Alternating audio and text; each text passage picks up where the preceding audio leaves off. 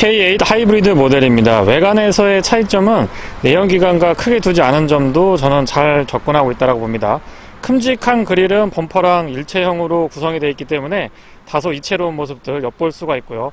범퍼 안쪽에 은색으로 포인트를 주고 있는데 이런 부분들도 참신한 시도 나쁘지 않다고 봅니다. 기어의 엠블럼은 바뀌었는데요. 보면 볼수록 정말 잘 바꿨다라는 생각이 들고요. 전체적인 느낌은 헤드램프가 그릴에 비해서 조금 얄쌍하게 처리가 되어 있는데 야간에 일단 한번 살펴보도록 할까요? 앰비언트 라이트가 굉장히 독특합니다. 보통 선으로 길고 진하게 표시를 많이 하는데 그렇게 하지 않고 점점으로 표시를 해서 마치 밤하늘의 별을 보는 듯한 느낌을 잘 구현을 해준 것 같습니다. 앞뒤 도어 쪽에도 앰비언트 라이트 있지 않았고요. 아래쪽에 풋램프는 조금 적극적인 편입니다. 센터 터널 중앙에도 은근하게 조명을 넣어줬고요. 조서 이 크러쉬패드 상단을 보면은 굉장히 좀 독특하게 패턴들이 더 도드라지게 보이는데 이런 그 참신한 시도 저는 굉장히 긍정적으로 보고 있습니다. DRL만 켜더라도 어느 정도 광량이 확보가 되는 편이고요. LED 헤드램프는 MFR 방식을 채택을 해주고 있는데 광원의 폭이나 직진성 모두 양호한 편입니다. 조사각 조절은 3레벨로 가능한데요. 지금 가장 아래쪽으로 내려놓은 상태고요. 0레벨이 가장 위로 들어 올리는 상태인데 웬만한 상향 하향의 그 변화폭 정도가 느껴질 정도로 꽤나 각도가 많이 꺾이는 편입니다. 다시 내려볼게요. 네. 외부에서 보면 아래쪽에 약간의 잔상 같은 것들이 남아있기는 한데요. 운전석에 앉아서 보는 시야 요쯤에서 보이는데 그 시야는 깔끔합니다.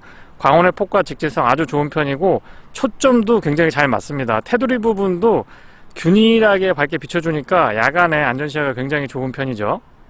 방향지시등은 순차 점등 방식을 사용을 해주고 있고요. 센스 있죠. 아웃사이더 미러 커버에도 LED 타입으로 방향지시등 있지 않았습니다. 테일램프가 가늘고 길게 자리 잡고 있는데 조금 진하게 세팅을 해줘서 야간의 이미지가 굉장히 독특합니다. 아래쪽에 번호판 보조등도 LED로 깔끔하게 잘 갖춰주고 있고 앞하고 마찬가지로 뒤쪽에서도 LED 타입의 방향지시등은 역시 순차 점등 방식을 채택해주고 있습니다. 범퍼 하단부의 마무리나 전반적인 느낌은 강인하면서도 세련된 느낌, 그리고 약간 스포티한 준대형 세단의 느낌들을 아주 잘 표현해주고 있습니다. 범퍼 측면에는 뒤쪽으로 공기의 흐름과 브레이크 냉각까지도 충분히 고려한 모습을 엿볼 수가 있고요. 전면부 디자인보다 측면으로 살짝 꺾어서 보게 되면 길쭉한 느낌, 약간 유려하고 늘씬한 느낌들이 잘 전달됩니다.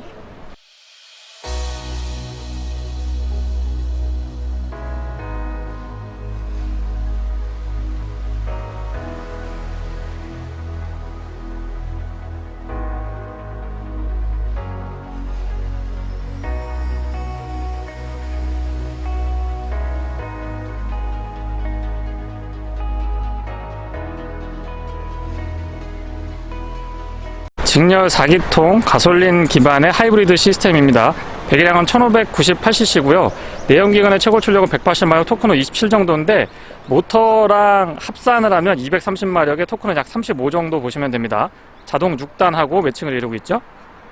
측면부 바디라인에서 차량의 등급을 다시 한번 확인할 수가 있는데요. 휠베이스도 넉넉하고 전륜 구동임에도 불구하고 앞쪽 오버행이 실제보다도 약간 짧아 보이는 듯한 느낌의 디자인을 해주고 있기 때문에 스포티한 느낌 꾸준하게 잘 가져가고 있습니다. 휠 타이어는 18인치 사양이고요. 타이어는 미쉐린 제품을 사용하고 있습니다. 참고로 타이어 사이즈는 245, 45, 18이고요. 휀다 안쪽에 잘 안 보이는 부분도 소재에 신경을 많이 썼는데요. 예전에는 플라스틱으로 처리가 되어 있어서 막 두두두두두 하면서 자갈 튕기는 소리 같은 것들이 잘 들렸는데 지금은 소음을 좀 이렇게 흡수할 수 있는 아주 부드러운 소재로 바뀌었습니다. 아웃사이드 미러는 플래그 타입으로 도어에 고정이 되어 있고요. 뒤쪽에 이어지는 유리의 몰딩 같은 것들은 약간 매트한 느낌, 텁텁한 느낌의 무광 검정 같았으면 조금 더 스포티한 맛을 잘 살렸을 것 같아요. 로커 패널은 바디 컬러랑 일체형으로 잘 가져가고 있고 하단부터 뒤쪽에 범퍼까지 연결되는 몰딩이 포인트가 좋습니다. 반딱반딱하게 처리를 하지 않고 약간 텁텁한 느낌으로 처리를 해줬는데요. 뒤쪽에 테일램프까지 연결되는 이 라인이 상당히 이쁘죠. 주유구는 푸시 타입이고요. 안쪽에 캡이 그렇게 많이 돌리지 않아도 열고 닫을 수가 있기 때문에 사용하기에 편리한 편입니다. 뒤쪽에 작은 유리에는 이 샥스핀이라고 표현을 하던가요? 카니발에서 봤던 독특한 형태의 장식이 하나 추가가 되어 있는데 저는 참신한 시도라고 보고 있고요. 후측면에서 바라보면 확실히 이 테일램프가 돋보이는데요. 개인적으로 저는 저 테일램프의 끝부분이 마치 치아의 뿌리 모양을 보는 것 같습니다. 신경이 어떻게 연결되어 있는지를 보여주는 그런 느낌이죠. 후면부 디자인의 안정감도 좋은 편입니다. 확실히 테일램프가 얇고 길게 쭉 뻗어 있으니까 실제보다 조금 더 넓어 보이고 안정감 있는 느낌들을 잘 표현을 해주고 있습니다. 내연기관하고의 차이점은 뒤쪽에 엠블럼이 하나 추가가 되어 있고요. HEV라고 해서 하이브리드 모델임을 보여주고 있습니다. 디퓨저는 조금 심심할 정도로 단아한 느낌들을 담아주고 있는데요. 아무래도 하이브리드 모델이다 보니까 직관형 배기는 아니고 막혀 있습니다. 이미테이션입니다. 하지만 조금 놀라웠던 부분이 아래쪽을 이렇게 보시면 머플러가 듀얼 타입입니다. 저는 싱글 타입으로 처리가 되어 있을 줄 알았는데 조수석 뒤, 운전석 뒤 모두 머플러가 적용이 되어 있고요. 듀얼 타입이고요. 다만 이제 아쉬운 점은 직관형이 아니고 바닥을 보고 있어서 그런 부분들은 뒤쪽에서 쳐다봤을 때 조금 스포티한 맛이 덜 살아나지 않느냐라고 생각이 됩니다. 어쨌거나 뒤에서 봤을 때의 안정감 굉장히 마음에 들고요. 트렁크는 전동인데요. 이 위치가 그렇게 썩 편안한 위치는 아닙니다. 부드럽게 동작을 해주고요. 조금 더 빨랐으면 좋겠다는 생각이 듭니다. 안쪽에서 버튼을 눌러주시면 전동 트렁크 열고 닫으실 수가 있고요. 바닥 부분도 깔끔하게 처리가 되어 있고 일단 공간에 아쉬움이 없죠. 공간이 굉장히 널찍하게 잘 구성이 되어 있습니다. 조명 같은 것들도 이렇게 보시면 LED로 신경 많이 썼고요. 위쪽에도 커버링이 깔끔하기 때문에 확실히 차량의 등급을 다시 한번 생각하게 해주네요. 바닥은 들어 올리시면은 안쪽에 또 스티로폼으로 이 틀이 하나 짜져 있고 이 안쪽으로 공구라든가 펑크 수리킷 같은 거 그리고 간단한 차량 닦는 용품들이나 타월 같은 거 보관하시면 깔끔하고 좋습니다. 소소한 부분이지만 요거 이렇게 위로 걸면은 요 위쪽에 걸려서 뒤쪽에서 들어 올려서 작업을 하실 때 조금 더 편안하게 사용을 하실 수가 있죠. 독일 차량들에서 예전에 많이 했었는데 기아자동차 조금 늦었지만 저는 바람직한 포인트라고 봅니다. 한번 닫아볼까요? 부드럽게 작동을 하죠. 스마트키는 기아자동차의 다른 차량들과 같습니다. 측면에 버튼을 배열을 해서 조금 독특한 형태를 띠고 있죠. 락 언락 가능하고요. 열고 잠는 거 가능하고 홀드 버튼을 길게 누르면 잠근 상태에서 시동도 가능합니다. 원격 시동 가능하죠. 지금 시동이 걸린 상태입니다. 바깥쪽 도어 손잡이 뒤쪽은 스마트키 버튼이 없고요. 앞쪽에만 음각으로 처리가 되어 있습니다. 도어를 열었을 때 느낌은 블랙이나 회색 원톤보다는 확실히 이 베이지나 브라운 계열이 조금 더 고급스럽고 세련된 맛을 잘 표현해주는 것 같습니다. 파노라마 타입 선루프는 글라스가 차지하고 있는 비율이 굉장히 좀 큰 편이고요. 개방감이 좋습니다. 때문에 이 루프 라인이 살짝 낮은 편에 속하는데 그런 부분들도 이 파노라마 선루프가 어느 정도는 보완해주는 그런 모습을 보여주고 있습니다. 도어 쪽부터 살펴보면은 가죽 처리가 돼 있어서 확실히 이 차급을 조금 알 수 있는 듯한 실마리를 주고 있고요. 이 패턴은 소렌토부터 카니발에서도 계속 이어지고 있는데 개인적으로 그렇게 선호하는 패턴은 아닙니다. 어쨌든 개성이 강하다는 측면에서는 높은 점수를 주고 싶고요.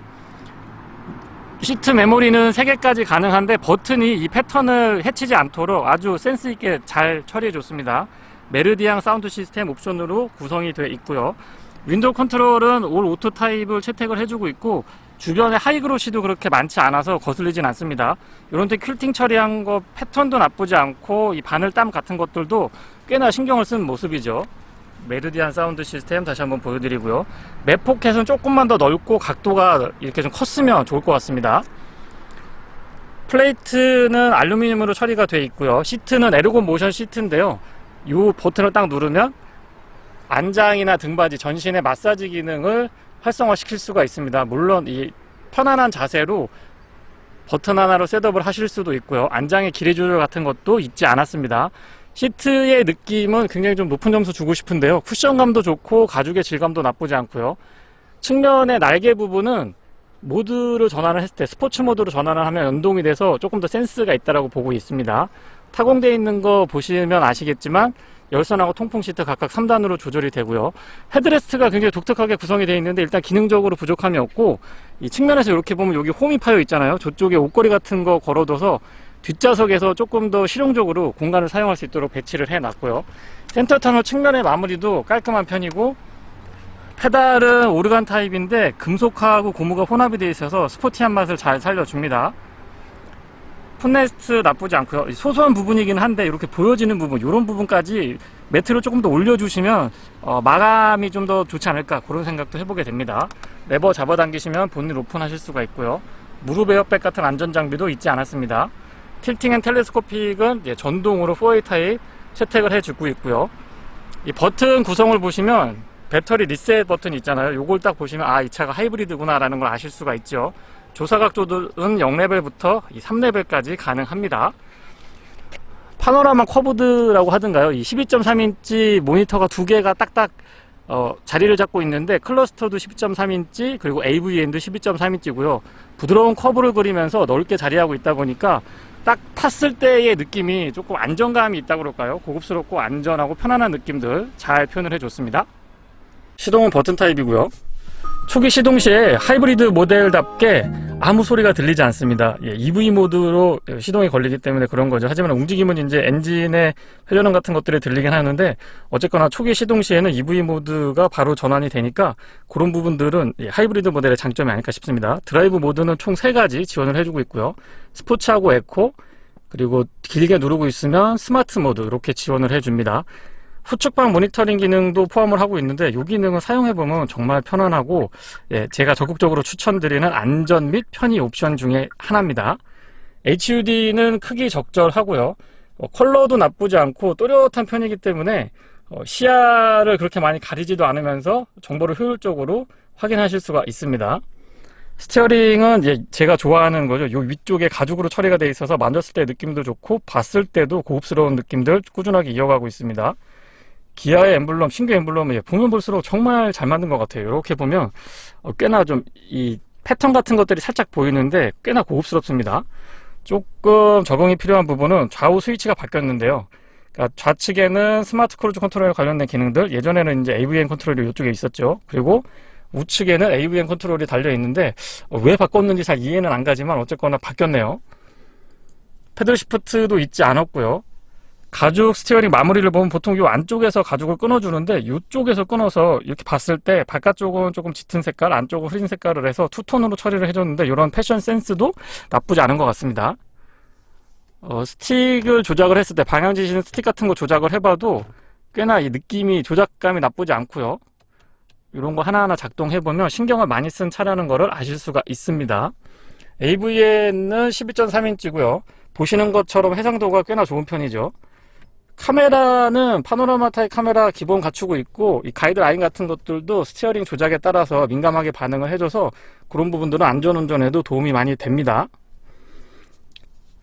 일반 내연기관하고 차이점은 이 하이브리드, 이 부분인데요. 하이브리드 누르면 에너지 흐름도하고 평균 연비 같은 거 보여주는데, 평균적으로 16km, 15km는 여유있게 나오고요. 고속도로 같은 데서 조금 더 신경 쓰면은 20km도 어렵지 않게 확인하실 수가 있습니다. 조작했을 때의 느낌 나쁘지 않고요. 내비게이션 같은 것들은 기존에 워낙 잘 해주고 있기 때문에 크게 불편한 점은 없었습니다. 한 가지 특이한 점이 이쪽에 버튼들이 굉장히 복잡하게 자리 잡을 수가 있는데요. 센스 있게 하나의 버튼을 가지고 2가지 기능, 그러니까 다시 말씀드리면 AVM 컨트롤 하실 수 있도록 준비가 되어 있고, 한 번 더 누르면 공조장치로 바뀝니다. 이런 부분들은 센스가 좋은데 적응하는데 조금 시간이 필요한 것도 생각을 좀 해봐야 되겠죠. 비상등 스위치는 삼각형으로 가운데 자리 잡고 있고요. 아래쪽으로 커버링이 가능하고, 이런 데 처리 같은 것들도 신경 많이 썼습니다. 스마트폰 무선 충전 가능한데 발열 같은 것들도 충분히 고려를 한 모습이에요. USB A 타입으로 입력 단자, 충전 단자 각각 갖추고 있고, 여기에도 수납 공간이 조금 있습니다. 전자식 기어 노브는 이 다이얼 방식을 채택을 해주고 있는데, D에서 R까지 왔다 갔다 한 번에 가능하고, P는 가운데로 이렇게 눌러주시면 됩니다. 드라이브 모드 오토 홀더는 위쪽에 버튼이 자리 잡고 있고, 아래쪽으로는 전자식 파킹 브레이크 자리 잡고 있습니다. 사용하기 굉장히 편리해요. 이 구성이 사용하기 굉장히 편리합니다. 컵홀더는 오픈 타입으로 2개고요. 열선하고 통풍 시트는 각각 3단으로 조수석 그리고 운전석에 적용이 되어 있고, 스티어링 열선도 있지 않았습니다. 옵션에 있어서는 아쉬운 부분이 없는 것 같아요. 그만큼 이제 가격이 좀 나가기도 하지만요. 에르고 모션 시트 컨트롤하는 거 한번 보여드려 보면은 이렇게 됩니다. 골반, 허리, 전신, 꺼짐. 이 에르고 모션 시트는 투자할 만한 가치가 있는 것 같아요. 옵션을 좀 많이 선택하셔야 되지만 어쨌거나 장거리 주행이나 장시간 차 안에 앉아있어 보면은 굉장히 편합니다. 센터 터널이 약간 높게 돼 있고 암레스트가 좀 길쭉한 편이죠. 이 앞쪽에서 이렇게 살짝 여기 있네. 요거 이렇게 딱 들어 올리면 안쪽에 공간은 이 길이는 괜찮은데 깊이가 조금 더 깊었으면 하는 아쉬움이 있고요. 파티션 같은 거 잘 돼 있어서 활용도는 높은 편입니다. 조명 같은 것들을 조금 적극적으로 대응을 해줬으면 더 좋지 않았을까라는 생각이 들고요. 12V 파워 아울렛은 이렇게 커버링 깔끔하게 돼 있습니다. 요런 끝에 이 고무 같은 것들이나 요런 데 마무리 보면은 참 신경 많이 썼죠. 조석 수납 공간은 잡아당기는 방식이고요. 안쪽에도 이 카펫 같은 걸로 마무리 잘 해줘서 공간도 나쁘지 않고 고급스러운 마무리도 있지 않았습니다. 선바이저는 연동돼 있군요. 여기 이렇게 슬라이딩 되고 연동돼서 LED로 돼 있어서 사용하기에 편리합니다. 저는 이 수동으로 껐다 켰다 하는 것도 나쁘지 않던데요. 그리고 여기에는 소소한 부분이지만 카드나 영수증 같은 거 보관하시면 좋죠. 이 천정도 산티나는 재질이 아니고 굉장히 좀 고급스럽게 처리를 잘 해주고 있고 맵 등의 구성도 나쁘지 않습니다. 이렇게 여기 터치하면은 온오프 할 수 있도록 준비가 돼 있고 하이패스 카드는 이 앞쪽에서 이렇게 밀어 넣는데 저는 개인적으로 썩 편안한 위치는 아닌 것 같습니다. 썬루프는 뒤쪽에 워낙 이 글라스가 크기 때문에 안쪽에 이너 커튼 닫는 것도 오래 걸리네요. 한번 열어볼까요 또? 뒤로 가는데 시간이 좀 걸리죠. 어쨌거나 개방감이 굉장히 좋기 때문에 파노라마 사이드 썬루프는 저는 적극적으로 추천드리는 옵션 중에 하나입니다. 있는 거랑 없는 거랑 차이가 굉장히 많이 나죠. 뒷좌석입니다. 유리는 이중접합 차음유리고 끝까지 내려가지 않고 조금 남습니다. 열선은 3단으로 조절이 가능하네요. 통풍 시트도 있었으면 좋았을 것 같은데 그런 점은 조금 아쉽기도 합니다. 역시 메르디안 사운드 보실 수가 있고요. 플레이트는 알루미늄으로 마무리되어 있고 바닥이 이 차는 전륜 베이스 사륜 구동을 선택할 수 있도록 셰시 구성이 되어 있는데 그래서 그런지 몰라도 약간 턱이 있는 편이기는 합니다. 기존의 차량들과 비교를 했을 때의 말씀을 드리는 거고요. 시트는 안장의 길이도 좋고 등받이 각도도 여유가 좀 있는 편입니다. 시트 재질 자체가 굉장히 좀 고급스럽고 좋아서 이런 부분은 칭찬을 해주고 싶고요. ISO 픽스 기본 적용이 되어 있고 이 뒤쪽에 헤드룸 공간이 안쪽에 파여 있기는 한데 이렇게 보시면 이렇게 파여 있거든요. 어두워서 좀 안 보이나요? 이쪽에 파여 있기는 한데 워낙 이 루프 라인이 이렇게 매끈하게 쫙 떨어지니까 상대적으로 기존 차량들에 비해서는 헤드룸은 살짝 부족할 수도 있습니다. 암레스트는 잡아당겨 보시면 앞쪽에 컵홀더 2개 준비가 돼 있고요. 간단한 기능들, AVN의 간단한 기능들 컨트롤 하실 수가 있고 볼륨이나 전원 같은 거는 좀 큼직하게 스위치를 잘 마련해 뒀습니다. 여기에도 보시면 살짝 수납 공간이 있고 안쪽에 USB 충전 단자는 A타입으로 하나 준비를 해 뒀네요. 사용해보면은 큼직하고 무게감도 있어서 각도도 또 나름 나쁘지 않습니다. 역시 뭐 발 공간은 주먹이 한 4개 정도 들어갈 것 같아요. 굉장히 공간이 넓고요. 이 등받이도 심심할 수 있는데 요런데 이 기아 자동차가 최근에 밀고 있는 패턴 같은 것들도 포함을 해놔서 좀 센스가 있다 그럴까요? 그런 부분은 저는 나쁘지 않다라고 봅니다. 암레스트도 특이했지만 이 헤드레스트가 다시 말씀드리지만 여기는 이제 옷걸이 같은 걸로 거치해서 사용할 수 있도록 좀 센스를 발휘를 했는데 굉장히 실용적이죠. 워크인 스위치 위쪽에 보시면 릴렉스 컴포트 시트인데요. 버튼 한번 딱 눌러보면 이게 어떨 때는 지금 조작이 되네요.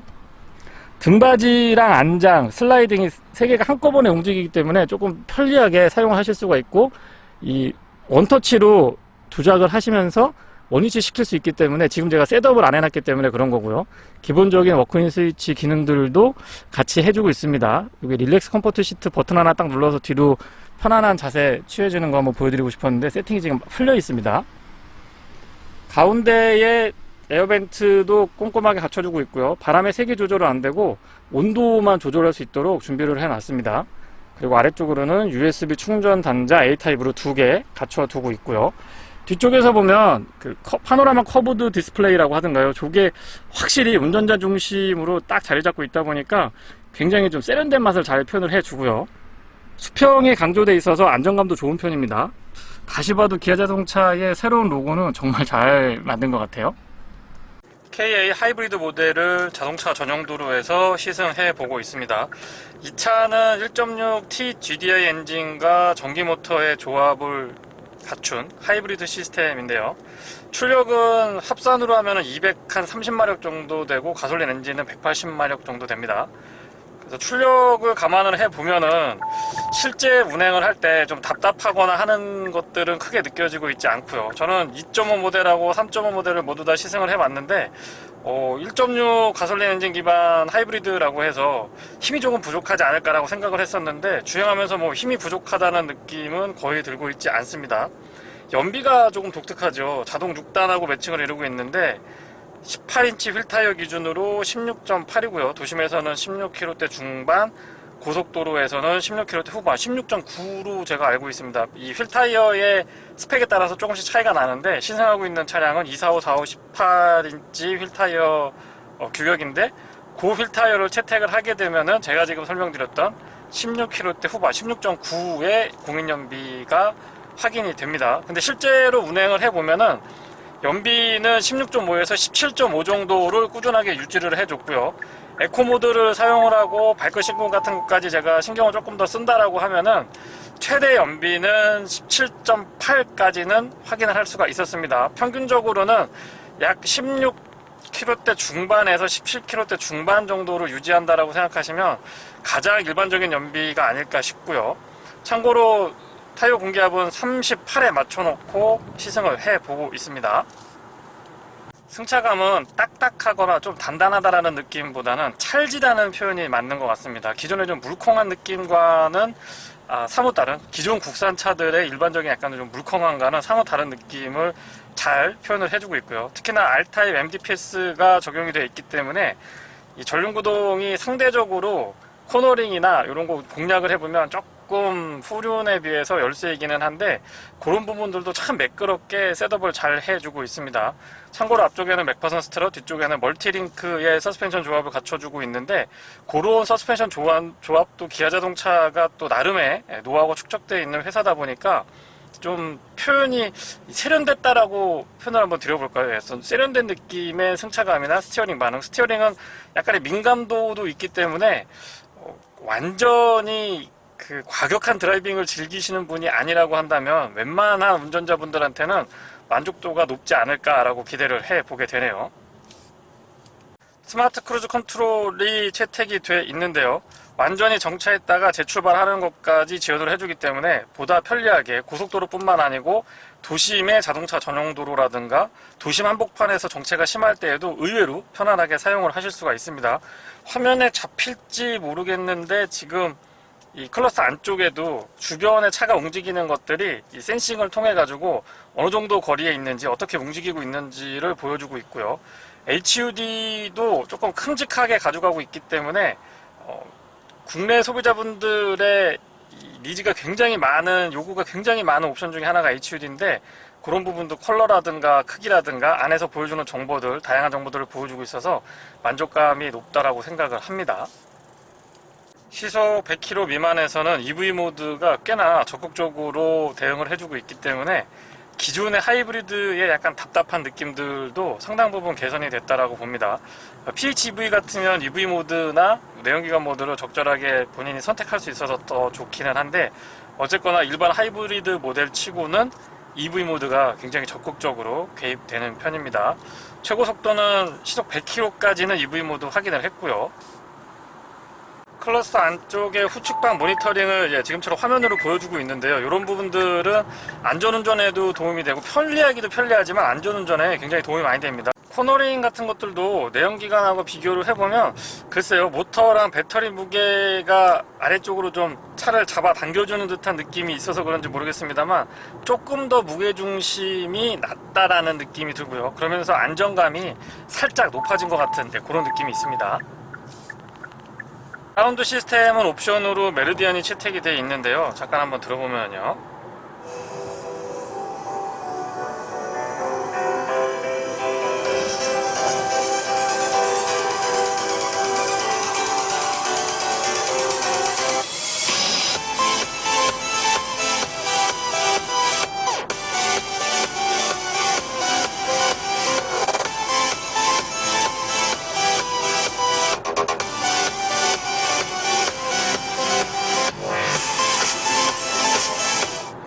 고음, 중음, 저음의 밸런스가 굉장히 좋은 편에 속하고 이 각각의 음역대가 뭉개지는 듯한 느낌이 아니고 개별적으로 아주 그 역할들을 잘 해주고 있다는 느낌이 듭니다.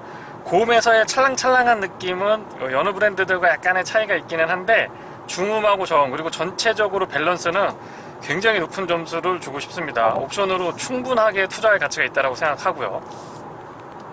HDA2가 적용이 되어 있기 때문에 방향지시등만 조작을 하더라도 차선 변경을 할 수가 있습니다. 네, 지금 차선 변경이 되고 있죠. 조금 전에 그러니까 실선으로 있다가 점선으로 바뀌고 다시 실선에서 점선으로 바뀌는 구간이었는데 그런 그 실선에서는 차선 변경이 안 되고요. 점선에서만 차선 변경이 가능합니다.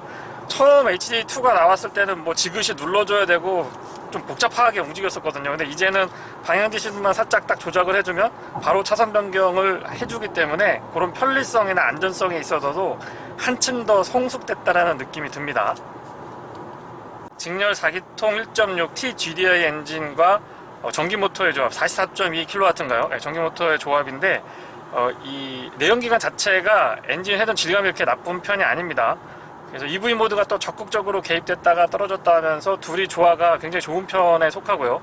6단 자동기어로 채택을 해주고 있는데 8단까지 사용을 했었으면은 조금 더 연비 측면에서 도움을 받지 않았을까라는 생각이 들긴 합니다만은 어쨌거나 조금 더 안정돼 있고 내구성이라든가 좀 검증된 시스템을 사용을 하지 않았냐라고 생각을 해보게 됩니다. 차량의 크기가 있는데 힘이 그렇게 부족하지 않고 또 연비도 좋은 편에 속하고 배기량이 높지 않기 때문에 경제적인 부분, 뭐 세제 혜택이라든가 이런 부분들도 누릴 수가 있겠죠. 그래서 전체적으로 보면 참 그 상품성이 굉장히 높은 편에 속한다고 생각을 하고요. 미션의 반응도 거칠다라기보다는 굉장히 부드럽습니다. 올라갔다 내려갔다 할 때 슈프트업, 슈프트 다운이 될 때의 타이밍이라든가 충격 같은 것들도 제어가 굉장히 잘 돼 있고요. 운전자는 굉장히 편안한 느낌들을 꾸준하게 받게 되죠. 소음하고 진동에도 꽤나 적극적인 편입니다. 노면 소음도 그렇고 이 A필러 쪽에서의 풍절음 같은 것들 그리고 이중접합 차음유리 덕분에 공명음 같은 것들에서도 전체적으로 하여튼 소음 진동에 대해서 굉장히 적극적으로 잘 대응을 해주고 있고요. 상대적으로 이 측면의 유리라든가 A필러 쪽보다는 노면에서의 소음이 조금 더 크게 느껴지기는 합니다만은 어쨌거나 기준치 이상의 정숙한 실내를 유지해주고 있기 때문에 소음 진동에서도 저는 높은 점수를 주고 싶습니다. 앰비언트 라이트가 좀 개성있게 적용이 되어 있기는 합니다. 점점점점으로 이렇게 표시가 되어 있고 은은하게 도어 쪽에 되어 있는데 차량의 외관 디자인을 보면 실내에 딱 탔을 때에도 뭔가 이 얇고 길게 진하게 쫙 전체적으로 휘 감는 듯한 느낌의 아주 적극적인 앰비언트 라이트를 상품성 개선하는 연식 변경 때나 페이스리프트 때 한번 고려를 해봤으면은 더 좋을 것 같다는 생각이 듭니다. 워낙 내외관 디자인이 좋은 편에 속하기 때문에 그런 마무리 포인트들도 조금 더 신경을 써줬으면은 좋았을 것 같아요. 드라이브 모드는 총 3가지를 지원을 해주는데요.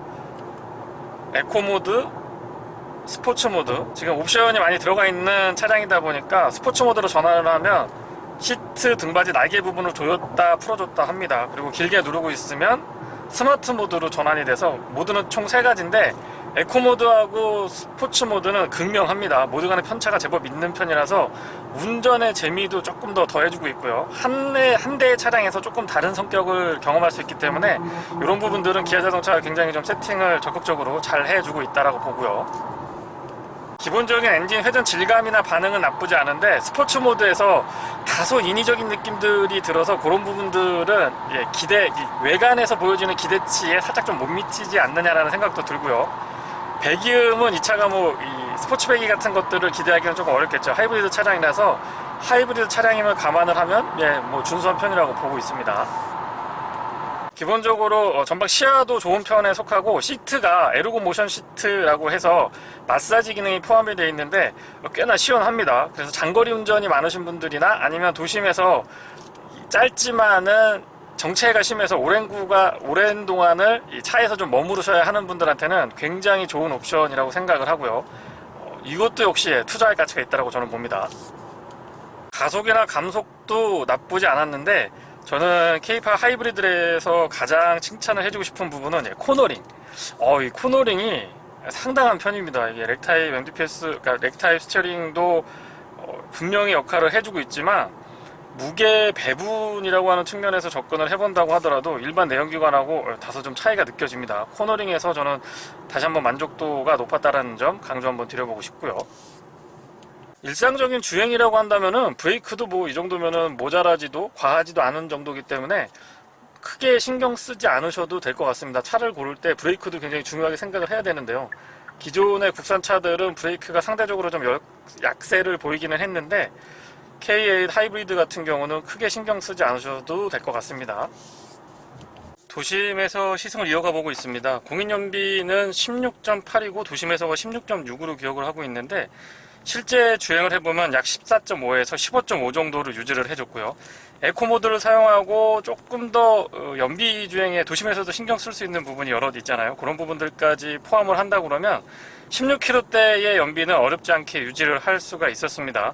차량 덩치가 커서 과연 1.6L 뭐 터보 TGDI 엔진 기반의 하이브리드라고 하지만은 얼마나 연비가 좋을까라고 생각을 했는데 이 덩치에서 16km대 연비 유지한다라고 하면 저는 분명한 메리트가 아닐까 싶은 생각을 해보게 됩니다. 일반 내연기관 모델, 가솔린 모델 2.5 모델이나 3.5 모델하고의 차이점은 하이브리드 전용 요 에너지 흐름도가 하나 더 메뉴가 추가가 됐는데요. 이런 부분들을 보면서 회생제동이 사용되고 있는지, EV 모드로 사용을 하고 주행을 하고 있는지 이런 것들을 조금 더 적극적으로 보여주는 것도 저는 좋은 구성이라고 생각을 합니다. 순간적으로 힘이 필요할 때, 다시 말해서 도심에서도 좀 급하게 출발을 하려고 하면 EV 모드보다는 바로 이 내연기관이 작동을 해줘서 그런 답답한 부분들, 기동성이 필요한 부분들에 대해서 보다 적극적으로 대응을 해주고 있고요. 지금처럼 조금 탄력적으로 가속 페달에 힘을 빼고 조금 탄력적으로 주행을 하게 되면 바로 EV 모드로 전환이 되기 때문에 조용하면서도 친환경적이고 또 연비 부분에서도 분명한 메리트가 있다고 봅니다. 트림에 따라 구성이 조금 다르기는 한데 어쨌거나 시승하고 있는 모델에는 이중접합 차음 유리가 적용이 되어 있어서 자동차 전용도로 주행뿐만 아니고 도심 주행에서도 굉장히 정숙한 실내를 유지해 주는데요. 이런 부분들은 아무래도 차량 등급이 있다 보니까 기본 구성으로 굉장히 좋게 보고 있습니다. 물론 가격 부담이 조금 생기긴 하죠. 하지만 뭐 실내가 너무 조용하고 안락하니까 그런 부분에서는 투자 가치가 있다고 봅니다. 미션의 반응은 슬립이 많이 나거나 이 단과 단 사이를 넘나들 때 조금 불편한 느낌이 있거나 이런 것들도 없고, 하이브리드 시스템, 그러니까 EV 모드에서 내연기관에서 EV 모드로 전환될 때의 충격이나 소음 같은 것들도 굉장히 제어를 잘 해주고 있습니다. 특히나 제가 조금 관심 있게 봤던 부분은 EV 모드에서 그 특유의 고주파음 같은 것들이 있거든요. 이 전기 모터를 사용하다 보면 그런 부분들이 있는데 그런 그 좀 거슬리는 소리들, 그런 것들도 크게 들리지는 않았고요. 외곽이나 자동차 전용도로 주행이 많으신 분들보다는 도심 주행이 많은 분들한테 굉장히 잘 어울리는 차량이라고 생각을 하고 있고요. 파워는 기존의 내연기관이 한 180마력에 토크 27 정도로 제가 알고 있는데 전기 모터 시스템이 더해지면은 글쎄요, 체감상 약간 한 200마력 정도의 차량을 몰고 있는 듯한 그런 느낌이 듭니다. 차량의 크기나 무게를 생각을 해보면 넘치지도 모자라지도 않는다고 표현을 좀 드려볼까요? 처음에는 저는 이 차 크기가 있고 중량감이 조금 있기 때문에 다소 힘이 부족하지 않을까라고 걱정을 조금 했었는데 그 시승하는 동안에 힘이 부족하다라는 느낌은 크게 들지 않았습니다. 적어도 조심 주행을 주로 하시는 분들에 한해서는 더더욱 그럴 거라고 예상을 해보고요. 네, 이상 K8 하이브리드 모델의 시승기였습니다. 고맙습니다.